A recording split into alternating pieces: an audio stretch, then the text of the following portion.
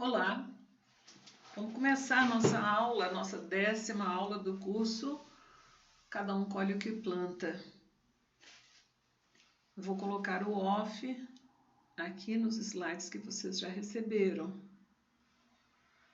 Para a aula de hoje, nós vamos trabalhar a ideia de convencimento e engajamento.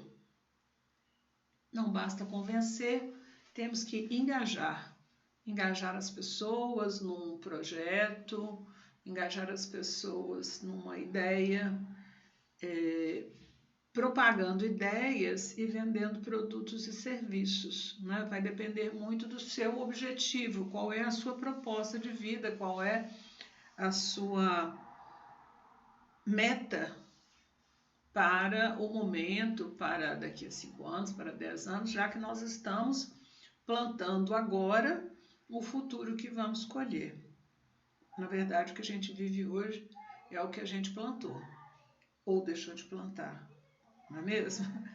Então, eu gosto muito da palavra propagar. Eu sempre me lembro que quando a gente faz um curso de comunicação social, a gente tem a escolha de fazer jornalismo, relações públicas, publicidade e propaganda, entre outros novos cursos que vêm surgindo ultimamente.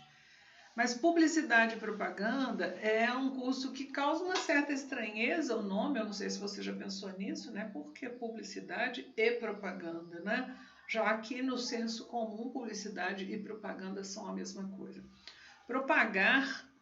Propaganda, vem de propagare no latim, né? Que é propagar ideias, é difundir, né? Difundir ideias, propagar. Então, a propaganda, ela tem mais a ver com a difusão de ideias, enquanto a publicidade é tornar público algo que será consumido, né? Sejam produtos ou sejam serviços. Então, daí a diferença entre as duas coisas. Vocês que estão fazendo o curso, entre vocês que estão fazendo o curso, nós temos pessoas que têm em mente, né, a difusão de ideias e outros produtos, outros pretendem difundir ou comercializar, vender produtos e serviços, né?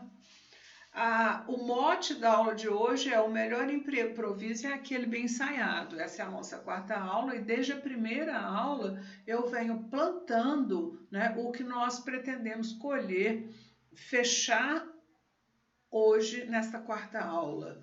O melhor improviso é aquele bem ensaiado, né? A gente vê uma pessoa falando de improviso e diz, uau, que fantástico, ele é muito bom, ela é muito boa, né? Pode chamar que ele vai dar conta do recado, vai dar um show, vai ser 10, com certeza, né?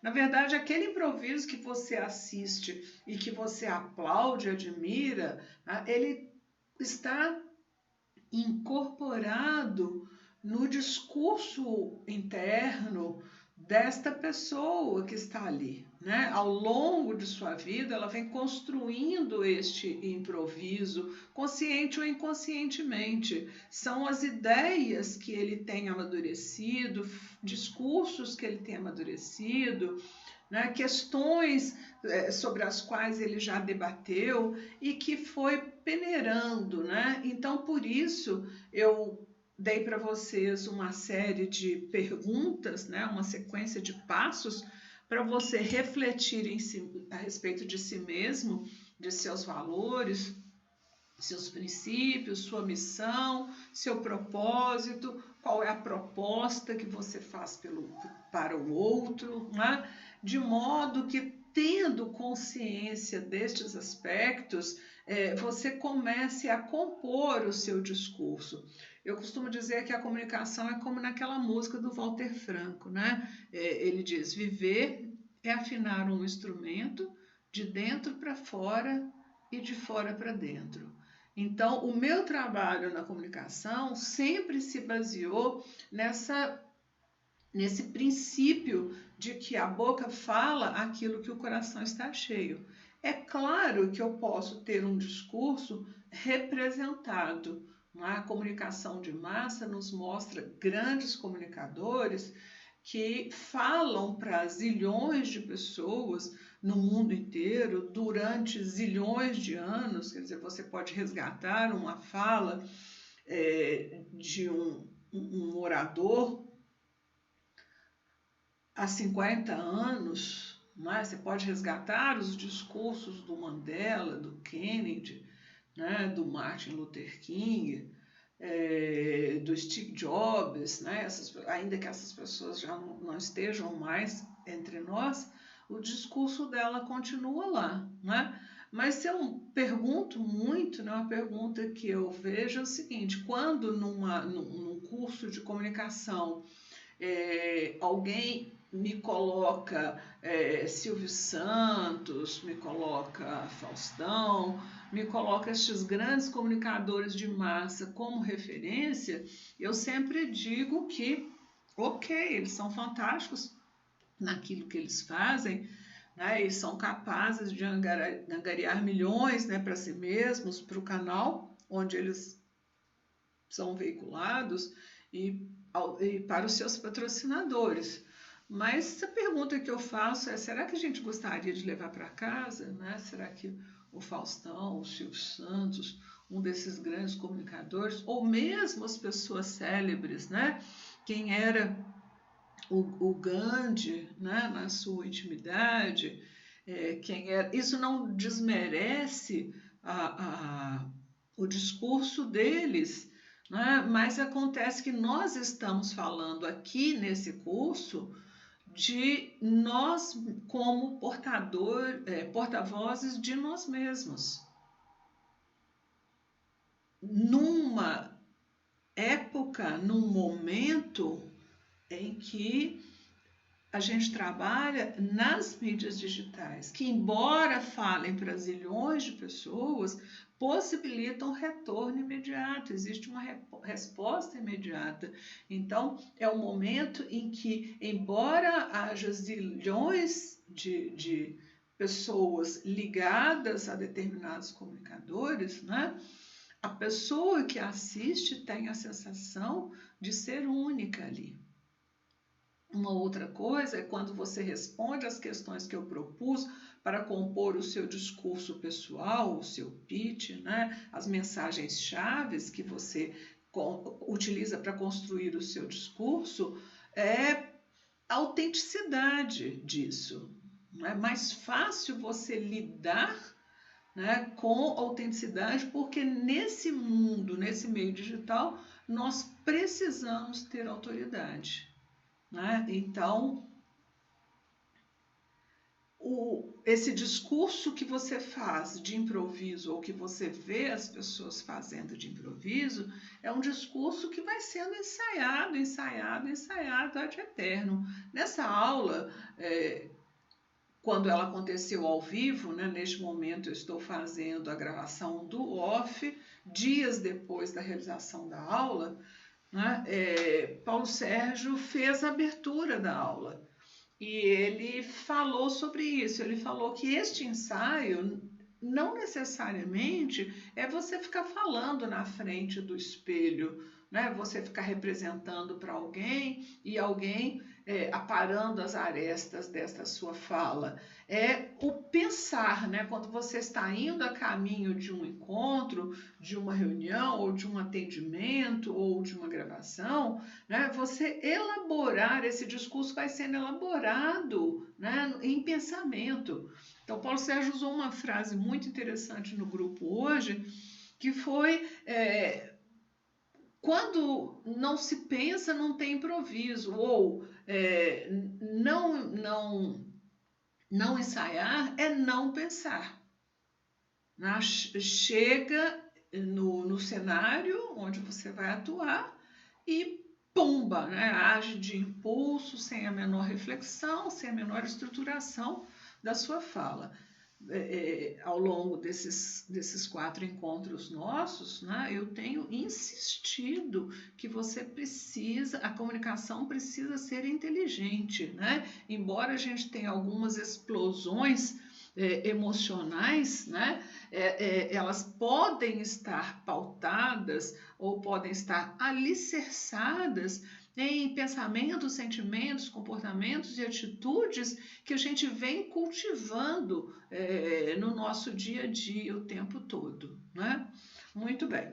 Então, eu falei nessa aula sobre as gravações dos nossos alunos, eu recebi 2 gravações, né?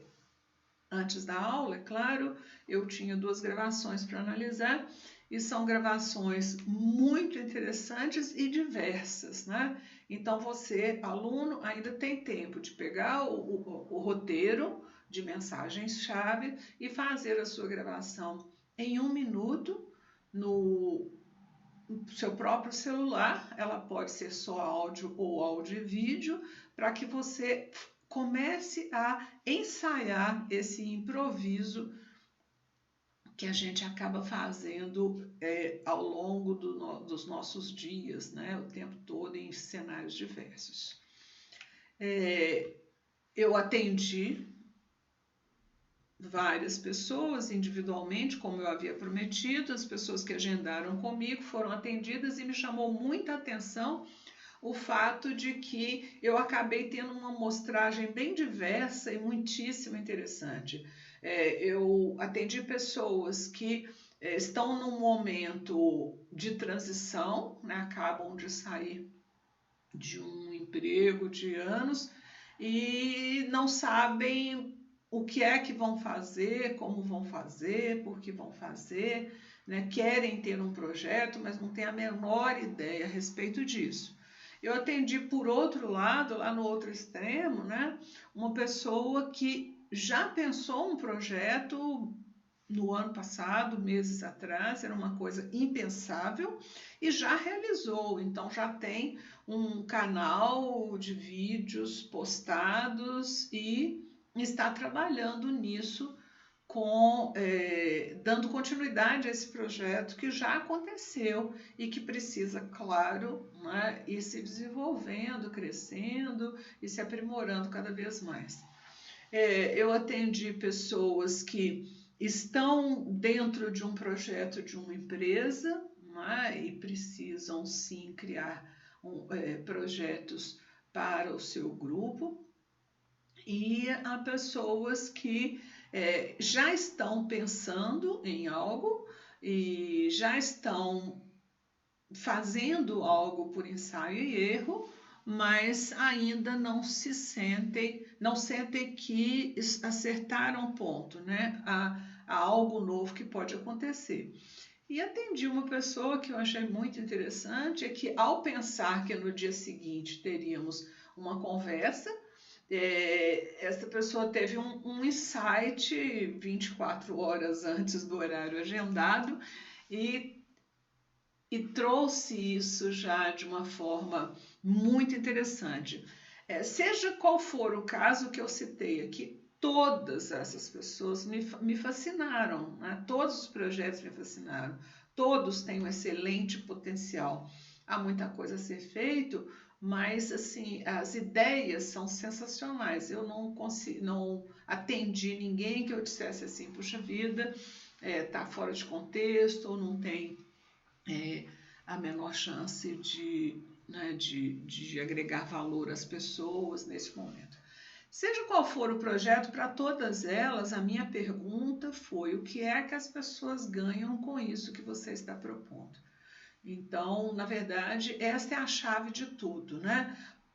Na verdade, são dois pontos, eu acho que 2 pontos fundamentais para você que está assistindo essa aula e que ainda não elaborou o seu projeto. Né? O que eu tenho de singular, né? O que eu tenho de diferente das outras pessoas?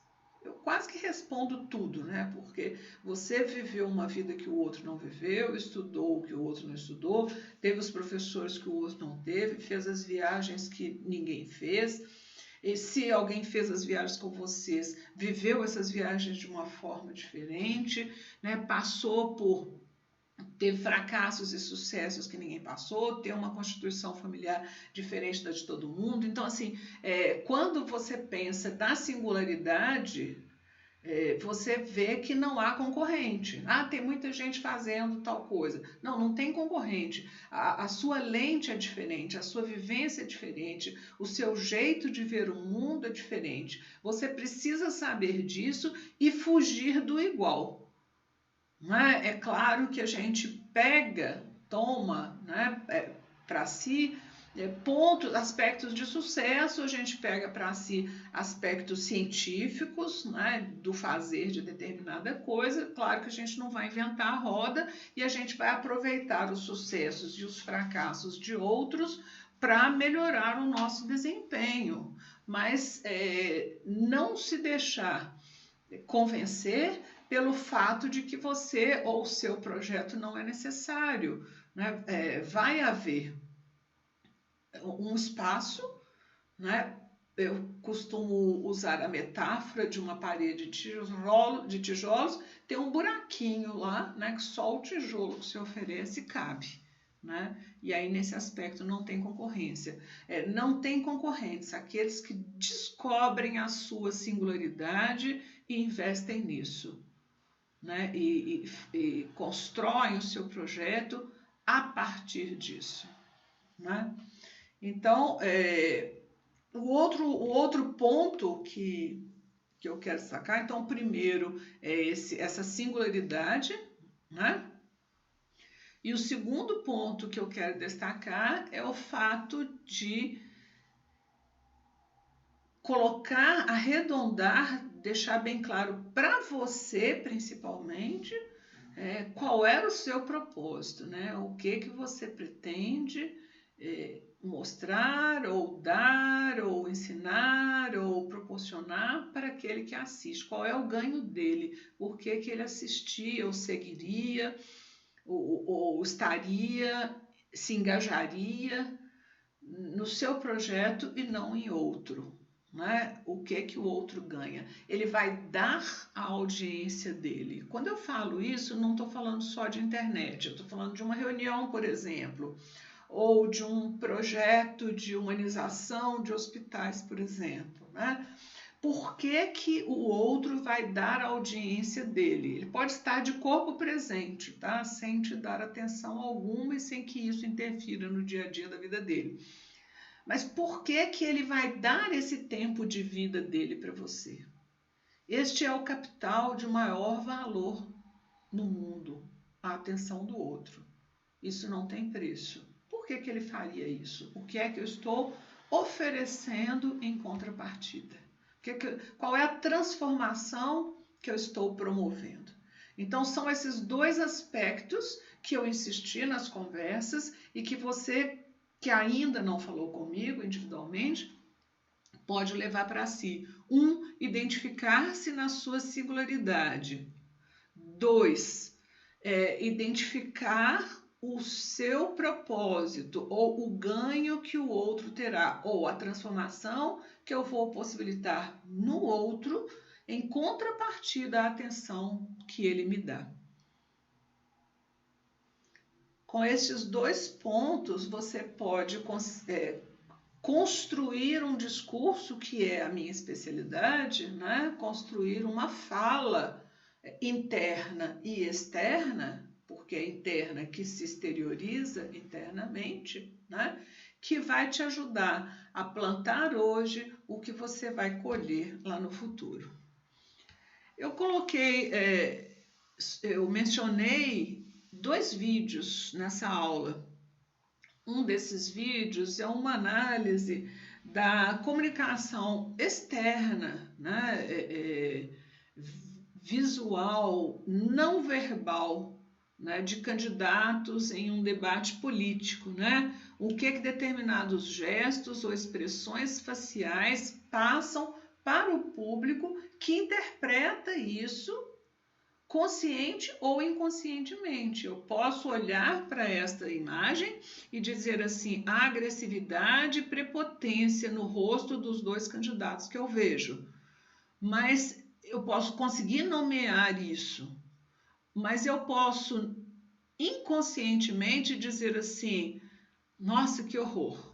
Né? Eu posso inconscientemente dizer assim, pegou mal. Ou nem dizer, inconscientemente sentir apenas um desconforto em relação a essa postura. Né? O vídeo é muitíssimo interessante, foi feito pelo UOL e eu passo o link para vocês no grupo.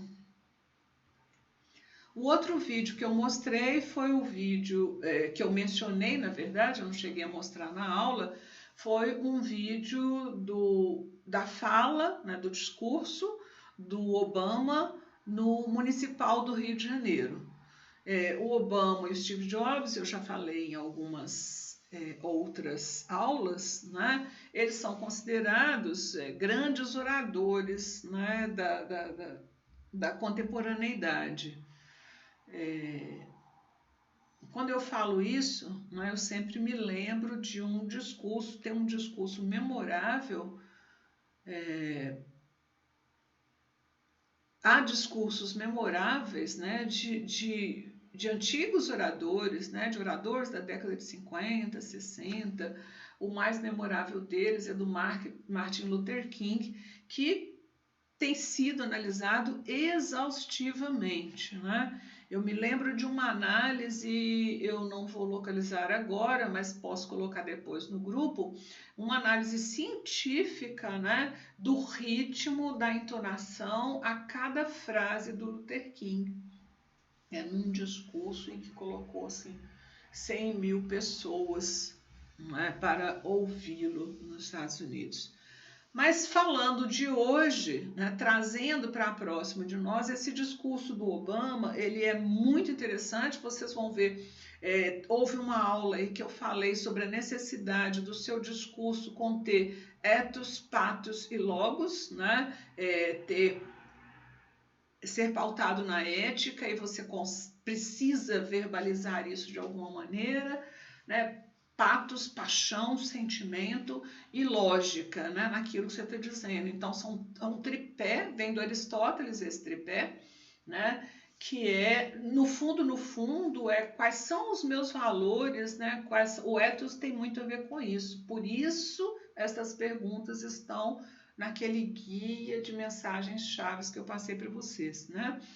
O que me move, né? O que é que tem dentro de mim que me sustenta, meus princípios e valores, é o ethos, né? Por que eu faço isso, né? Qual é a paixão que me energiza, né? Que me faz avançar a despeito das dificuldades ou não.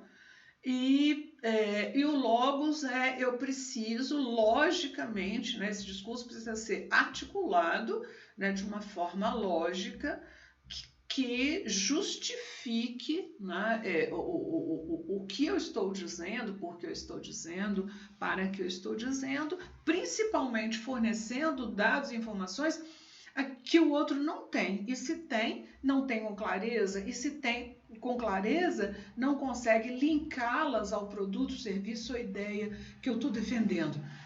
Então, ethos, pathos, logos. Você observa, são 3 minutos esse vídeo, depois eu vou mandar um link para vocês. Eu coloquei só os 3 minutos, né, da fala dele e você vai observar como que ele o gestual dele, o contrário do que a gente viu no vídeo anterior, o gestual, o ritmo, o olhar, né, o envolvimento, né, como é que ele conseguiu o envolvimento, e você vai perceber o ponto do engajamento, né, com quantos minutos ele, pumba, né, engajou as pessoas todas naquilo que ele está falando, a reação provocada na plateia, as pausas que ele faz. Então, os estudiosos da oratória, né, do Obama, eles apontam, tanto ele quanto o Steve Jobs, são pessoas incansáveis no ensaio. Eles fazem questão, né, o Jobs fazia questão de construir o seu próprio discurso de forma incansável, 8 horas, 8 dias, 2 meses, 2 meses e meio, né? Então, determinar um tempo e o foco na construção. Não é receber um discurso pronto da assessoria de comunicação e 2 horas depois está falando em público. É diferente, né?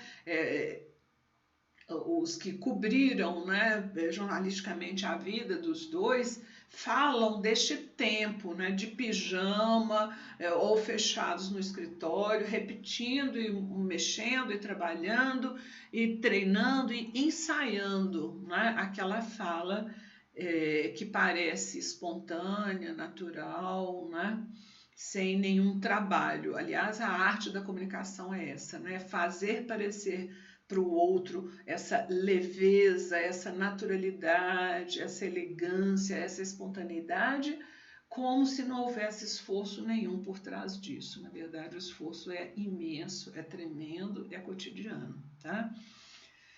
Então, são apontadas as características, a prática, né, que é esse tempo que ele dedica à construção desse discurso, foco no ouvinte, você vai poder observar a estrutura verbal, né, a sequência, como é que ele foi construindo parágrafo a parágrafo, frase a frase, aquilo que ele nos apresenta. A linguagem não verbal, ele vem da escola da PNL, Programação Neurolinguística, o gestual da mão, se você observar, puxa no Google fotos. Aí você vai observar que as mãos nunca estão agressivamente apontando o dedo nem nada. Essa mão curvada, né? Principalmente curvada para baixo, ou quando espalmada, ela não é totalmente espalmada, ela tem uma leve curvatura no sentido de puxar a plateia, né? Para a pessoa, para o que ele está falando. O virar, né? Você vai perceber que o Obama vira para todos os lados, né? Ele faz um caminho, né, de 180 graus em relação à plateia, com calma, né, ele provoca um silêncio absurdo na plateia quando ele faz isso, né, as pessoas acompanhando esse movimento dele, né, e o ritmo dele, ora mais rápido, ora mais lento, e o forte dele, assim, um aspecto comum a todos os analistas é que o forte do Obama são as pausas. Eu até fiz uma comparação com o Paulo Sérgio, né? Se você observar alguns vídeos do Paulo Sérgio, ou mesmo a fala do Paulo Sérgio em público, ou a fala dele conosco nas aulas, ele nunca está com pressa, né? O ritmo dele é sempre um ritmo tranquilo e as pausas dele também são muito fortes, né? Ok, depois vocês dão uma olhada e a gente precisa, né? O nosso ensaio inclui uma estratégia que a gente chama de modelar, né? Escolha um modelo e comece a se espelhar nele. Você vai imitá-lo, né? Até que desenvolva o seu próprio estilo. Vamos dar uma olhadinha, então, nesse momento que a gente vive, né, de recursos digitais, recursos múltiplos, de vivermos numa era multimídia, né, em que o acesso a diversas mídias está centralizado na palma da mão. A gente tem um computador de mão em qualquer lugar. Então, o Kotler, que é considerado, né, um dos grandes estudiosos e autores sobre marketing, ele escreveu recentemente o Marketing 4.0, recentemente, não sei, há uns 2 anos talvez. E nesse Marketing 4.0, ele fala do peso da opinião de familiares, né, para o caminho da decisão das pessoas, né? Como que o ato de compra e a decisão de compra hoje, ela não é necessariamente solitária ou como a gente fazia, a minha geração fazia, né, mentoreada, né? Você conversava com seu pai, ou conversava com um especialista, ou com seu melhor amigo, né? Hoje a opinião de familiares, né, a opinião de grupos, né, tem um peso imenso, mesmo que não seja opinião direta. Você segue o Facebook ali, vai vendo as tendências, as opiniões, e você acaba pautando as suas decisões pelas decisões do grupo, e você fica com vergonha de fazer diferente, ou de ousar, né, ou de arriscar. Então, o Kotler coloca cinco As, né, nesse processo de decisão. Né, decisão pela sua ideia, decisão pelo seu serviço, decisão pelo produto que você está oferecendo, né? Não se esqueça de que eu estou falando isso também para pessoas que não vão blogar, né? Não vão ser blogueiros, nem youtubers. Eu estou falando para líderes mesmo, né? Gestores, tá?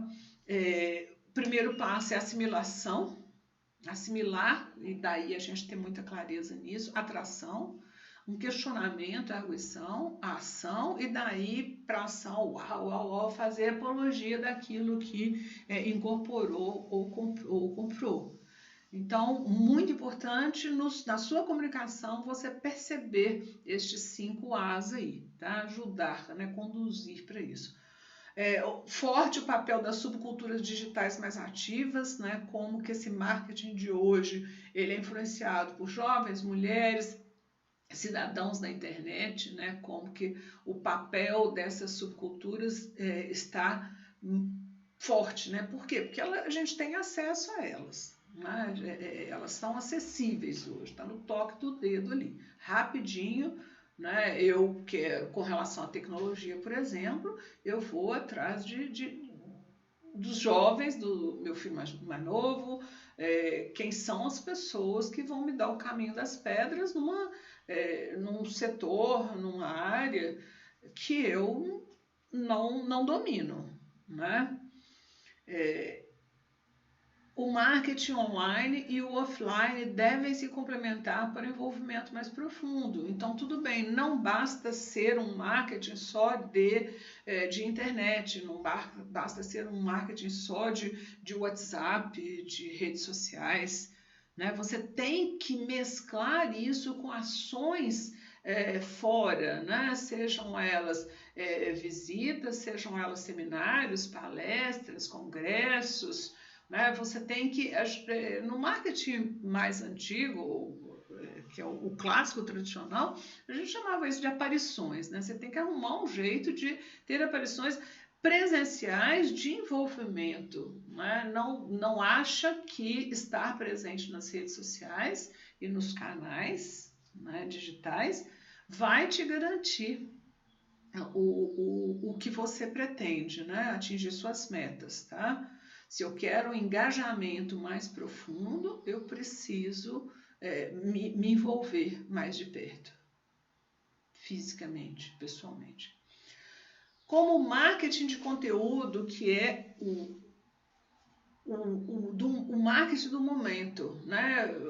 A gente falava do produto, hoje a gente bota conteúdo, a gente tem que ensinar as pessoas, educar as pessoas, clarear para as pessoas. Então, o marketing de conteúdo é o momento hoje, as pessoas querem informação, a informação é a principal moeda.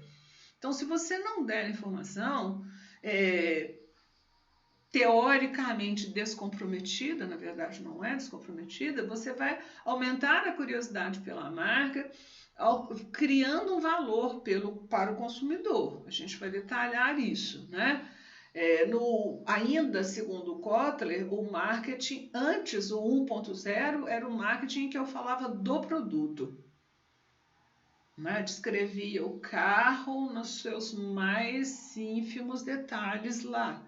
Né? O segundo é o marketing já focado no consumidor, né? Você vai ter tranquilidade, você vai ganhar status, a sua família vai estar segura, né? Então eu falava menos do produto, e a gente vai lembrar de algumas propagandas de carro, quando migra, né, da descrição do produto para o consumidor, que era assim, 80% ou 90% do comercial era a turma rindo na praia, pegando uma estrada, você começa até a sentir o vento na cara, né, os amigos morrendo de inveja, e só no final aparecia, né, nos últimos segundos, a marca do carro ali, né? Por quê? Porque o foco era a pessoa, o consumidor. Agora, no 3.0, o marketing passa a ir para a humanidade, né? Sai do indivíduo, consumidor, para o ser humano, de modo geral. E a gente vai lembrar de algumas campanhas, eu não me lembro se eram campanhas da Benetton, me parece, aquela coisa as cores da Benetton, né? E outras campanhas da empresa, eu não me lembro agora, mas que as camisetas eram sempre camisetas pretas ou os outdoors eram totalmente pretos e vinha só uma palavra, né? Que era honestidade, sinceridade, respeito. Então, assim, voltada para a convivência humana. E o que a gente vive no 4.0 é essa migração do marketing tradicional, que o 1, 2 e 3 estava totalmente apoiado no marketing tradicional, com os veículos que se tinha à disposição, né? Para o marketing digital, em que a multiplicidade de possibilidades, ela foi assim um boom, ela foi explosiva e rápida. Eu falo que a gente vive essa transição, mas a palavra transição está até difícil de usar, porque ela é tão meteórica, né? Tão rápida que a gente está em transição de um dia para o outro. Mas a gente tem hoje recursos, né, do marketing digital que os três anteriores, 1.0, 2.0 e 3.0, não tinham. Né? Então a gente precisa aprender a lidar com isso. Vamos usar os fundamentos e princípios, né, de relacionamento do marketing tradicional, fundamentos e princípios do conhecimento, né, neurológico, da forma de pensar dos seres humanos, das características humanas, né, mentais, né, de raciocínio, intelectuais, mas temos ferramentas, né, para as quais a gente vai ter que adaptar, né, estes princípios. Quais são os gatilhos, né, que fazem o público engajar-se com a sua ideia, serviço ou produto? O mais importante desses gatilhos é a autoridade, ele é o princípio de tudo. As pessoas precisam te reconhecer como autoridade naquilo que você faz. Daí a importância do marketing de conteúdo. Quanto mais conteúdo você dá, quanto mais você mostra, né, que está atualizado, envolvido com conhecimento de ponta, com pessoas de ponta, melhor. Né? Então isso vai te gerar autoridade. É a autoridade que vai garantir que o público te dê permissão para falar, né? Se dispõe a te ouvir. A partir da autoridade, você consegue reciprocidade. Reciprocidade é uma lei do comportamento humano, né? uma característica do comportamento humano, que é quando você me dá. Eu sempre lembro, né, que antigamente a gente ia visitar as pessoas e levava um prato de um bolo, um doce, uma fruta, né, que ele trouxe da roça e tal. Né? E aí a gente ficava com o prato ou com a bandeja, e esse prato e essa bandeja era devolvido numa visita, que a gente ficava devendo a visita, né? E devolvia a vasilha, né, com um outro mimo, né, com um outro presente, tá? Então, é a lei da reciprocidade, é que faz com que você, depois de ficar horas numa loja, olhando todo o estoque e o atendente lá gentilmente tirando, buscando, trazendo e abrindo produtos para você, você se sinta na obrigação de comprar qualquer coisa, já que ele gastou tanto tempo com você, né? É a lei da reciprocidade. E a comunidade, que é um outro gatilho. Estar numa comunidade. O gatilho é no sentido que desperta, né, esse engajamento. Né? Estar numa comunidade hoje, né, embora a gente viva num mundo globalizado, todo mundo quer pertencer a algum grupo, algum gueto, alguma tribo em que ele possa falar, né, em que ele possa participar, em que ele possa crescer. Né? E muitas vezes são comunidades, ou esse desejo leva a comunidades distantes da família, dos amigos, dos colegas de faculdade, pertencer a uma outra comunidade que não estas que você conquistou ao longo da sua vida, né? Fazem muito bem, todo mundo quer pertencer. E isso a gente percebe quando você abre um fórum de discussão, quando você gasta 50% do tempo ouvindo e percebendo, e o resto do tempo, só no restante do tempo você oferece. Então, perceber o que as pessoas estão perguntando, do que elas estão reclamando, e o que elas estão pedindo, solicitando, o que as está desagradando, né? A comunidade favorece isso, além do que a comunidade ela acaba jogando confete no seu trabalho, né? Te estimulando, te dando dados para você oferecer um trabalho melhor, né? Elogiando, defendendo, né? Existe uma autorregulação do grupo, né? Um grupo se autorregula, você não precisa interferir, né? nas brigas, você não precisa interferir nas questões do grupo, né? A menos que seja para fazer o que você precisa fazer bem, que é dar conteúdo com autoridade, gerar reciprocidade, né? E alimentar essa comunidade de alguma forma. Um outro gatilho é quando você antecipa. Essa antecipação é uma antecipação que auxilia no processo de expectativa, então pode ser positivo, né? Na próxima semana a gente vai falar sobre isso, por exemplo, né? Olha, eu vou dar para você 5 gatilhos, ou eu coloquei no meu site um manual, ou eu vou dar uma aula online na próxima semana, ou eu vou atender alguns de vocês pessoalmente, né? Então você vai antecipando, e essa antecipação pode ser uma antecipação também de negativa, no sentido de que, olha, tende a acontecer tal coisa quando não se faz tal coisa, né? Paga-se um preço quando não se planta, né? E se espera colher, tá? Esse curso nosso é um curso baseado na antecipação, né? Cada um colhe o que planta, é a típica antecipação. E escassez e urgência, que são outros gatilhos. As pessoas se movem baseado na escassez, né? Só aqueles que assinaram o canal têm acesso ao e-book, né? Só os que estiverem na reunião terão informação em primeira mão, né? Só os que se inscreverem serão atendidos individualmente. E a urgência, né? Não fazendo isso, o custo é isso, né? Então, até o dia tal, números são importantíssimos nesse tipo de marketing, né? Como resolver suas questões de comunicação em 30 dias, ou como fazer aquele curso que você vem procrastinando, né? Em 6 meses, e por aí afora, né? Se você não fizer já, o ano que vem você está no mesmo lugar que você estava, no mesmo ponto que você estava. Então, o mercado vai mudar, né? Os indicadores da economia pedem rapidez e por aí afora, né? São gatilhos de escassez e de urgência que nos fazem agir, ou faz o nosso público agir. Ok, que a autoridade, então, ela é o ponto mais importante, e aí você me pergunta, uau, como é que eu faço para construir autoridade, né?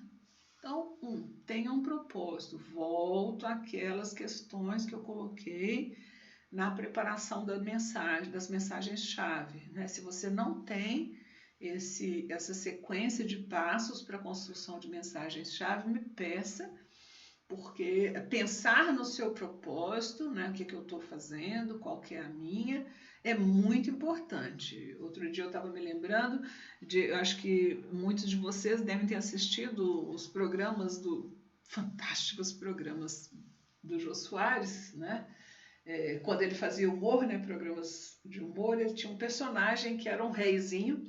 Esse reizinho era o Jô Soares, ele entrava assim em cena, né, vestido de rei, de joelhos, né? Então ele era gordinho, um rei gordinho, bem pequenininho, né? Ficava assim bem baixinho. Aquela estereótipo de rei que a gente tem nos livros de história infantil.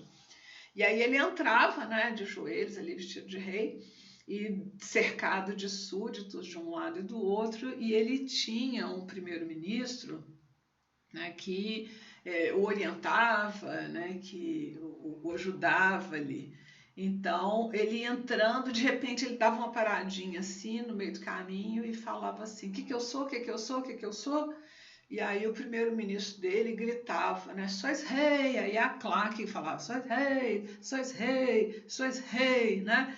Então eu sinto que às vezes a gente fica assim, o que eu sou, o que eu sou, o que eu sou. Quantas vezes, né, nós não temos a menor ideia do nosso propósito? Propósito é diferente de meta, né? O propósito, ele é diferente de alvo, de projeto, né? A meta, o alvo e o projeto estão calçados num propósito. Eu costumo perguntar para os adolescentes, ou para os adultos mesmo, ou para os velhos mesmo. Às vezes, quando eu pergunto para minha mãe, o que você quer ser quando crescer?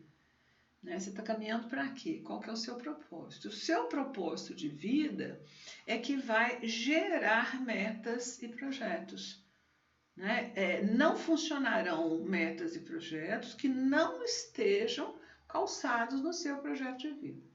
Numa das conversas individuais que eu tive essa semana, eu perguntei sobre isso com a pessoa e a pessoa estava com dificuldade, nesse momento da vida dela, de responder qual é o seu propósito. Ela sempre se lembra do que ela já foi e já fez. Né? E é muito natural isso, porque está mais vívido na cabeça da gente, né? Principalmente em momentos de transição. E aí eu sugeri, como eu sugiro a você, né, que você pense em quando você foi mais feliz fazendo alguma coisa. Lembra de alguma coisa que você fez, alguma atividade que você praticava, né? Alguma atuação profissional? Em qual delas você se sentia mais feliz, né? Quando você foi mais feliz fazendo alguma coisa? Então, esse momento, essa pessoa me respondeu o seguinte, ajudando outras pessoas. Eu fui mais feliz ajudando outras pessoas. Então, pensa nisso como propósito. O seu projeto se baseia no propósito, naquilo em que você crê, tá? Conheça a sua persona. A persona é o público-alvo. Como a gente vive hoje um momento de marketing pessoa a pessoa, um para um, porque esse um que está do outro lado lá, embora esteja entre milhões, ele me devolve pessoalmente com críticas, elogios, comentários, então é um para um, né? Em vez de público-alvo, hoje a gente usa muito o termo persona ou avatar, né? É o perfil do seu público consumidor ou usuário tipo. Do que ele gosta, o que ele faz, com o que ele atua, onde é que ele está, onde é que eu vou encontrar essa pessoa, né? O que ele gosta de fazer, que tipo de dúvidas ele tem, que tipo de críticas ele tem. Como é que eu vou saber isso? Vasculha a internet, procura sites, canais, blogs, páginas, vídeos, né? Em que essas pessoas comentam. Que comentários elas fazem, que perguntas elas fazem. Vamos supor que sua área seja a área de direito, quem procura trabalhos ou serviços semelhantes ao seu, o que essas pessoas têm postado, do que elas têm reclamado, quais são as angústias, as dúvidas, as perguntas que elas levantam, quando é que elas xingam, quando é que elas elogiam, né? Então você precisa conhecer a persona, né, o avatar do seu público-alvo, mais do que ele próprio. O sucesso do Steve Jobs estava exatamente no fato de que ele nos conhecia mais do que nós mesmos, porque nós nem sabíamos que aqueles produtos eram possíveis e ele criava sabendo que aquilo ia nos encantar a ponto de pagar trilhões e virar noites na fila para ser o primeiro a conquistar. Porque além do produto, que eu não conhecia, nem sabia que eu estava precisando, né? Ele conseguiu revestir-se de autoridade naquilo que ele fazia. Estar colado nessa autoridade era um sinal de status. Entregue conteúdo de qualidade, não fale mais do mesmo. Né? Fundamente seu conteúdo, provoque o crescimento do seu público, né? Ajude o seu público a se desenvolver, né? Individualmente ou como grupo. Né? Às vezes é um único aspecto, é um dado a mais, é um número daquilo que todo mundo já está falando. Não adianta falar o que todo mundo está falando, não adianta fazer o que todo mundo está fazendo. Ouvindo uma das pessoas desse grupo do curso essa semana, né, a pessoa que já tem um canal no YouTube, ela diz assim, eu pesquiso muito, eu quero a informação de verdade, eu me preocupo com a verdade. Eu satisfaço a minha necessidade de informação e a minha curiosidade quando eu vou falar de um tempero ou vou falar de um tipo de carne. Né? Eu não vejo o que as pessoas estão falando, eu vou a fundo. Né, na busca da informação, e só essa informação baseada na verdade e que atende às minhas necessidades e curiosidades é que eu passo para o meu público. Tenha mais tráfego em seus canais virtuais, né? Provoque as pessoas a te seguirem, né? Como que você faz isso? Exatamente formando, alimentando uma comunidade e atento àquela comunidade, provocando essa comunidade para falar, seja através de cortesias, brindes ou desafios ou perguntas que eles possam responder, respondendo a todas as questões que são colocadas lá, abordando essas pessoas, né, de alguma forma, complementando informação, atendendo a pedido do seu público, desafiando para que eles pautem o seu espaço, o que vocês querem que a gente discuta no próximo encontro, ou na próxima reunião, ou no próximo vídeo, né, ou no próximo artigo, e atenda essas pessoas, provoque mais movimento, né? Veja quando que deu movimento, porque deu, né? Aquele vídeo, aquela página, aquele artigo, aquela reunião, né? Que provocou reações positivas e desejadas, né? Foi porque aquilo aconteceu. Pela forma, pelo conteúdo, pelo tempo, pelo ritmo, né? Pelo material, pelas ilustrações, né? O que foi feito ali. E, além disso, analise os que fazem, os que atendem o público, que seja o seu público semelhante ao seu, para saber quando é que aquilo gera mais tráfego. O tráfego hoje não é só audiência, é o movimento da comunidade, né? São os cliques, são os comentários. E, com certeza, né, se você tem um objetivo de venda, né, a gente precisa estudar como caminhar para isso. Lembra dos 5 As lá do Kotler, né? Que é não só a atração, né? Você começa atraindo essa pessoa, mas você tem que terminar com o A de apologia, fazer com que essa pessoa te venda, né? E te defenda. Qual é o seu nicho, né? A ideia de funil. Quando a gente pensa na internet, em vender pela internet ou difundir-se pela internet, ou de novo, né? Estou falando do marketing digital, mas eu não vamos esquecer de quem precisa conquistar e manter e engajar público, né, nas suas áreas profissionais, tá? Então, num primeiro momento, você pensa assim, não, a empresa inteira tem que saber disso. Ou eu posso falar para todos os países de língua portuguesa. Ou toda pessoa que vai deixar herança precisa disso que eu vou falar, né? Isso é um mundaréu de gente, tá? Aí seria necessário um tirambaço, né? Um tiro de canhão. Aí, às vezes, a gente está dando tiro de canhão para matar passarinho, porque eu vou pensar em atingir a tudo e a todos, quando, na verdade, eu preciso de fidelizar essas pessoas, eu preciso de engajar essas pessoas, eu preciso de comprometimento dessas pessoas, eu preciso chegar do A de atração ao A de apologia. Né? Então eu preciso afunilar isso, afunilar. Lembre-se de que é rede, se eu tiver excelentes pontos na rede, esses pontos têm suas redes. E aí a propagação, né? Mas para eu afunilar isso, eu preciso saber quais são as dúvidas, quais são os medos, quais são os valores, os princípios, as crenças da pessoa com a qual eu falo.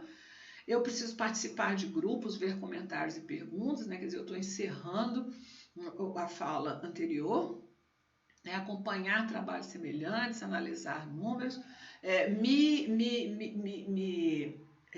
aproximar de grandes nomes, referências, autoridades, né? De alguma forma, e, se possível, trazê-las para o meu público, fazer essas pessoas, essas autoridades, essas celebridades, falarem para o meu público, ou colegas, né, como a gente nesse curso, né, somos de área completamente diversa. Então, tem o Paulo Sérgio, na área dele, né, de inovação e tendência, que é o forte dele, né, além de um trabalho fantástico de gestão, né, que ele faz.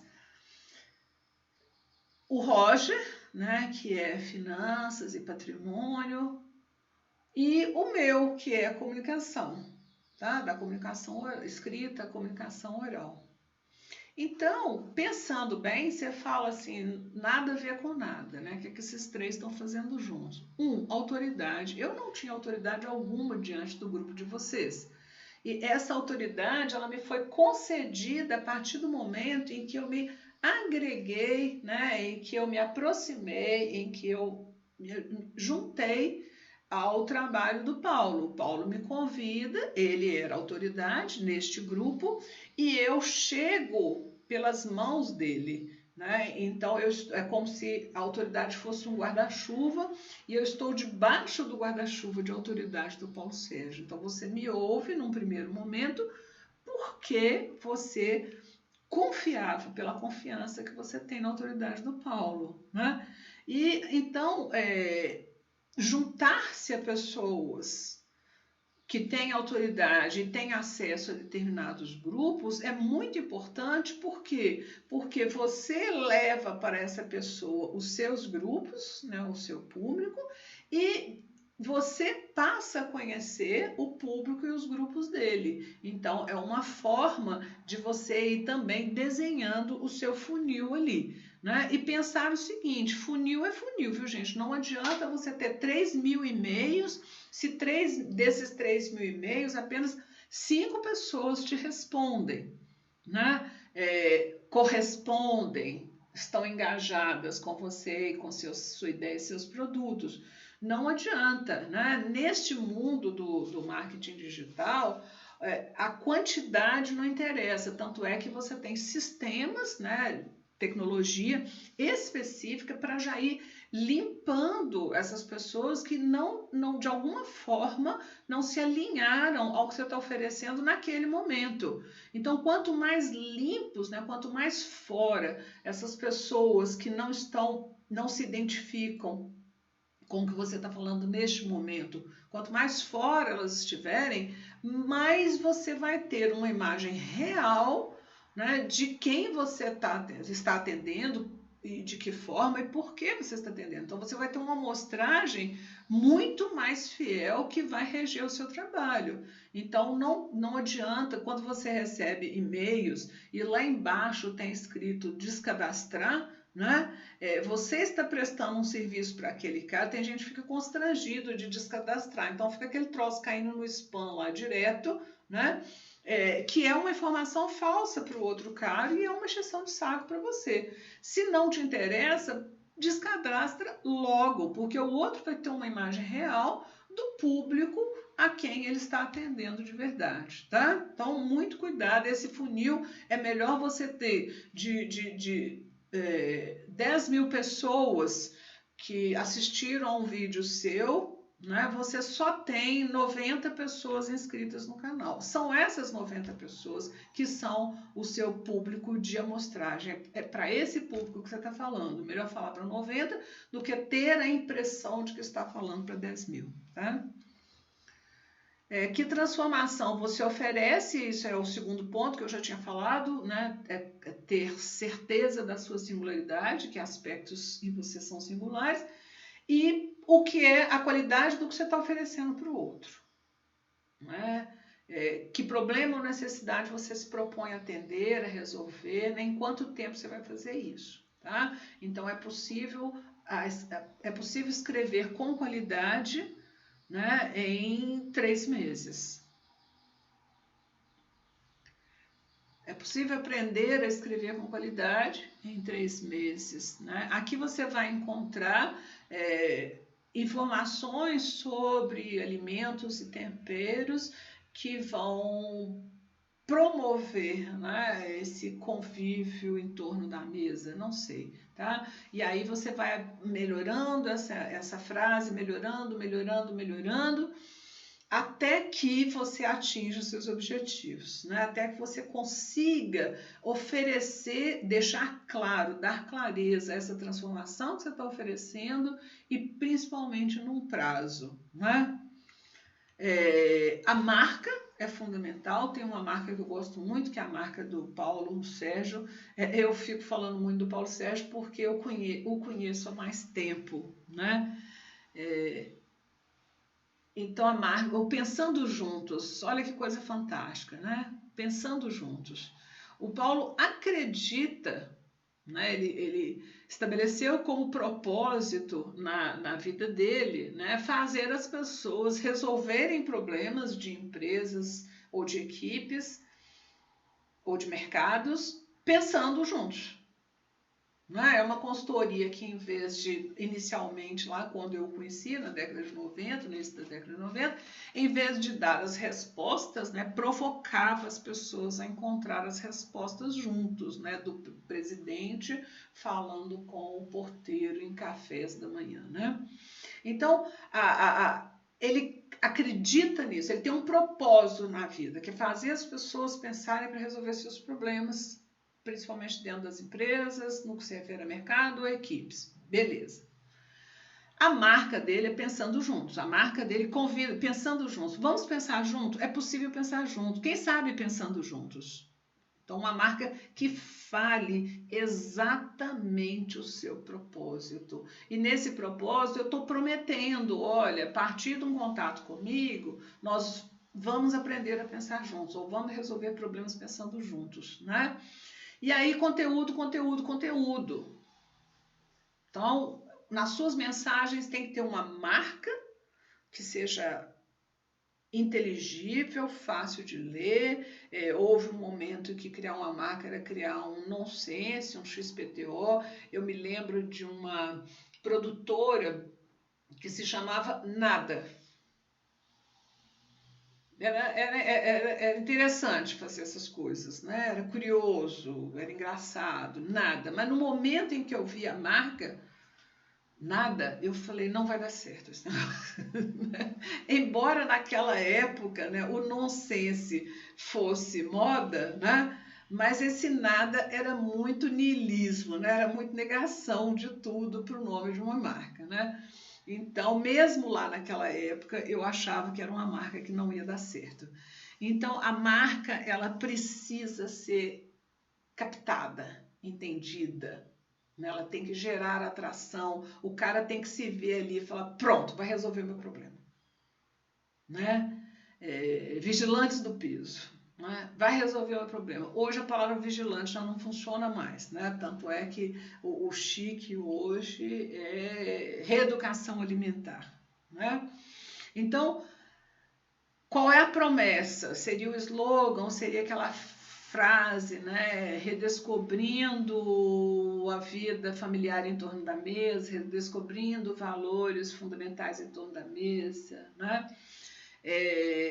E conteúdo, e aí eu vou informando, porque na verdade eu não estou ali especificamente num primeiro momento para vender, eu estou ali no primeiro momento para engajar. Capitalizar, monetizar, transformar isso em grana é um segundo passo que me é concedido, ele me é permitido, né, se eu percorrer esses 3 passos antes. E não esquecer de, em toda a sua mensagem, transformar isso numa conversão. E às vezes não é atenção. Ah, que legal, deu X clicadas. Ah, que legal, deu tanto comentário. Ah, tá bombando, tá bombando, tá bombando. Mas eu não converto aquilo em nada, eu não converto aquilo em assinatura, eu não converto aquilo em presença num evento, eu não converto aquilo na aquisição de um e-book, eu não converto, percebe? Assim, não basta atenção, né? Eu tinha um amigo que dizia assim, tapinha nas costas não paga a conta, né? Então, não é só tapinha nas costas, você tem que converter aquilo, né, em alguma ação concreta por parte do seu público ali, tá? E cada material que eu faço, cada ação que eu faço, tem que estar muito clara na minha cabeça, né, a meta a ser atingida. Então, eu vou fazer esse vídeo aqui para passar tal coisa, dizer tal coisa, e a minha meta é ampliar a assinatura, ampliar clique, isso tem que estar muito claro, né? Então, você tem que, sim, na sua mensagem tem a marca, tem a promessa, que seria mais ou menos o seu slogan ali, uma frase que define o seu propósito, o seu compromisso, conteúdo e conversão. Fecha. Né? Eu posso te ajudar, ou adquiro meu e-book, ou ganho uma entrevista, ou qual é a ação, você fez a sua ação, qual é a ação que você espera em troca a partir dali, tá? E nesse zilhão de informações que a gente tem hoje, né, como que o seu trabalho se diferencia? Né? O que você tem de diferente dos outros? Lembra, sim, ok, você é uma pessoa singular, beleza, mas o seu trabalho, qual é a singularidade dele? Então, o que você traz de novo? É um método? Né? O Pensando Juntos do Paulo Sérgio vem, normalmente ele diz assim, é um método. O método Pensando Juntos, né? Então, o que ele oferece? Ele oferece um método. Tá? É um instrumento, é uma planilha, um aplicativo, né? O que você está oferecendo? É um processo, é o jeito de fazer as coisas, passo 1, passo 2, passo 3. São as pessoas, o que você está oferecendo? São as pessoas que vêm junto com você, autoridades, colaboradores, são os seus colaboradores que são especializados em alguma coisa, ou são os convidados que você vai trazer semanalmente, ou são as pessoas que estão associadas a você, né? O que aquilo que você está oferecendo traz de diferente, né? Comece a pensar nisso, tá? Certamente você desenvolveu essas coisas aqui, alguma delas, né, vai te distinguir na multidão, tá? Importante que você dê um nome a essa diferença, né? Dê um nome marcante ao método, ou ao instrumento, ou ao processo, né? Ou essa coisa de convidar pessoas, né? Nomeie essa diferença para ficar mais fácil, né? Tal coisa com XPTO, né?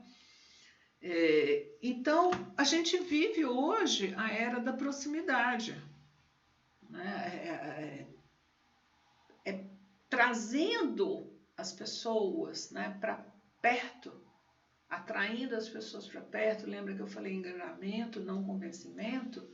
Né? É o que marca esse momento que a gente está vivendo. A gente está vivendo um momento em que um cidadão comum pauta a mídia. Uma menina que grava entrevistas, faz um programa de entrevista no meio da rua, numa periferia, uma rua sem calçamento nem nada, com o irmão com uma câmera de papelão, ela com um falso microfone, e que a mãe grava e edita. Ela é uma jornalista, menina, 11 anos, de periferia, que denuncia os problemas da rua, do bairro dela. A mãe, nas férias, criou esse jeito de ocupar os meninos, que era a menina fazendo esse programa, essa gravação, o irmão sendo o cameraman e a mãe a editora, colocaram na internet, e aí essa menina atrai a mídia porque dá zilhões de audiência, e aí os vários veículos começam a fazer matéria com ela. Numa dessas entrevistas, ela diz que o sonho dela era conhecer a Glória Maria, e um dia ela é surpreendida pela Glória Maria na rua dela fazendo uma matéria para o Fantástico. Então eu tenho uma criança de periferia de 11 anos que pauta o Fantástico, definiu a pauta do Fantástico, né? Uma menina no Reino Unido, ela começa a fazer posts, né? Postar fotos da merenda da escola dela. E aí dizendo que a merenda não atendia as necessidades nutricionais de uma criança da idade dela e que ficava tanto tempo dentro da escola. E aí foi um horror, porque isso gerou uma reação do Estado, né, da cidade dela, da administração pública, e aí começaram a combatê-la.